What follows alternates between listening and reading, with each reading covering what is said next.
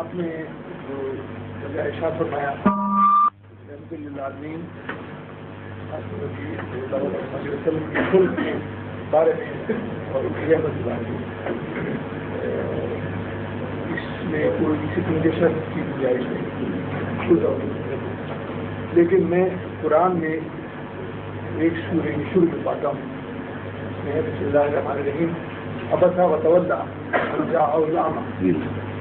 اس کی تفسیر میں اکثر و بیشتر مفسرین اسلام جو واقعات لکھے ہیں وہ خلق پر، میں سمجھ گیا ہوں بات آپ براہ کرم اس کی بہت اچھا، بہت ہی جزاکم اللہ،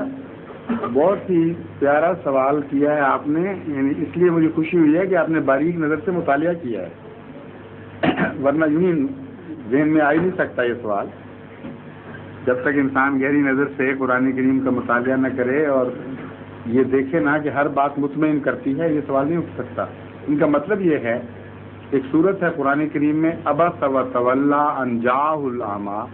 وما یدریک لعلہ یزکی اور یذکر فتنفعہ الذکری، حضرت محمد مصطفیٰ صلی اللہ علیہ وآلہ وسلم کے متعلق بیان کیا جاتا ہے، اور اس صورت کا عنوان یہ کہہ رہا ہے عبس وتولی، آپ نے تیوری چڑھائی اور منہ پھیر لیا۔ ان جاءہ الاعمی، اس لیے کہ آپ کے پاس ایک اندھا آیا تھا، اور پھر مخاطب کرنا شروع کر دیا حضور صلی اللہ علیہ وآلہ وسلم کو، وما یدریک لعلہ یزکی اور یذکر فتنفعہ الذکری، کہ ہے تو اندھا اور بظاہر بے حقیقت کا انسان، لیکن تجھے کیسے معلوم ہو کہ یہ ہدایت کے زیادہ قریب ہے، اور قریب تھا کہ یہ آپ سے تزکیہ حاصل کرتا یا نصیحت حاصل کرتا۔ اور پھر فرماتا ہے کہ یہ کیسے آپ کو یقین ہوا کہ وہ جو دوسرا شخص ہے وہ پیٹ پھیر کر جانے والوں میں سے نہیں ہے جس کو مخاطب ہو رہے تھے، اور اس کی طرف آپ نے زیادہ توجہ دی۔ یہ مفسرین یہ لکھتے ہیں کہ نعوذ باللہ من ذالک، حضرت صلی اللہ علیہ وآلہ وسلم کی ایک اخلاقی کوتاہی کا ذکر ہے،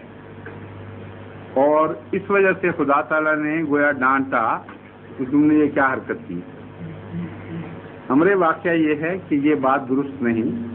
اخلاق کا کانسیپٹ بدل جاتا ہے معیار کے ساتھ ساتھ،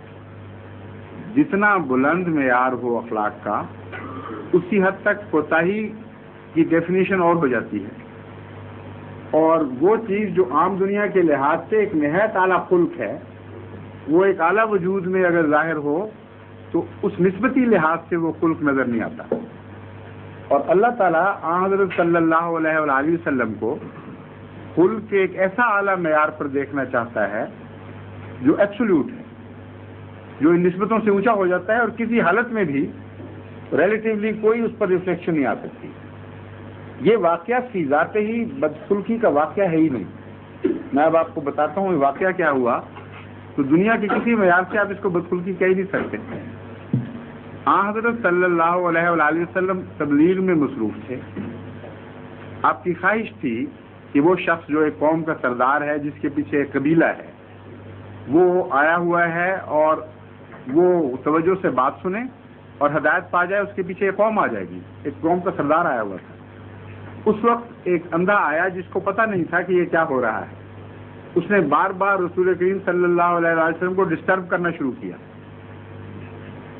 اب بدخلقی اگر عام حالات میں اس کو نرمی سے منہ سے بھی کہہ دیتے کہ نہ کرو تو اس کی دل شکنی تو ہوتی شاید یا نہ ہوتی، لیکن اگر احتیاط سے بات کی جاتی تو اس کو بدخلقی نہیں کہہ سکتے۔ لیکن حضور صلی اللہ علیہ وسلم نے ایک لفظ زبان سے نہیں نکالا اور چہرے سے ہلکا سا اظہار کیا کہ میں اس بات سے تنگی محسوس کر رہا ہوں۔ دیکھنے والے نے وہ اظہار دیکھا اور اس کی دل شکنی نہیں ہوئی جو اندر تھا۔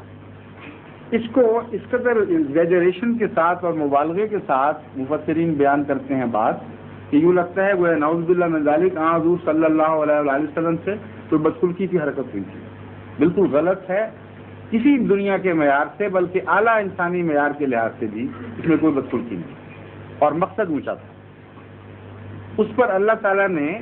آپ کو یہ بتایا کہ تو مجھے اتنا پیارا ہے کہ جو معیار میں تیرا دیکھنا چاہتا ہوں وہ اس سے بھی زیادہ بلند دیکھنا چاہتا ہوں، اور یہ اپنا مطمع نظر بناؤ آئندہ سے کہ اگر کوئی خواہش مند ہے تو اس کی طرف زیادہ توجہ کرو، اگر کوئی خواہش مند نہیں ہے تو وہ نسبتاً کم حقدار ہو توجہ کا.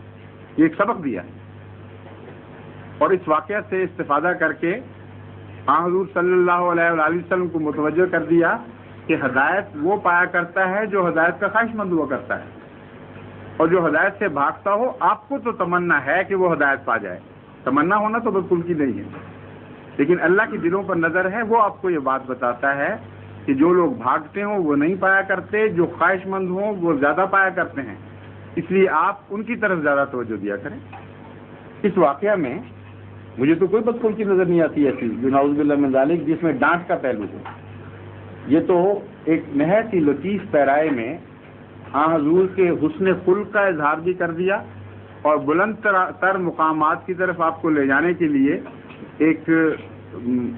ایسا خدا تعالیٰ نے ایسی نصیحت فرما دی جس پر عام طور پر بندوں کی نظر نہیں ہوتی.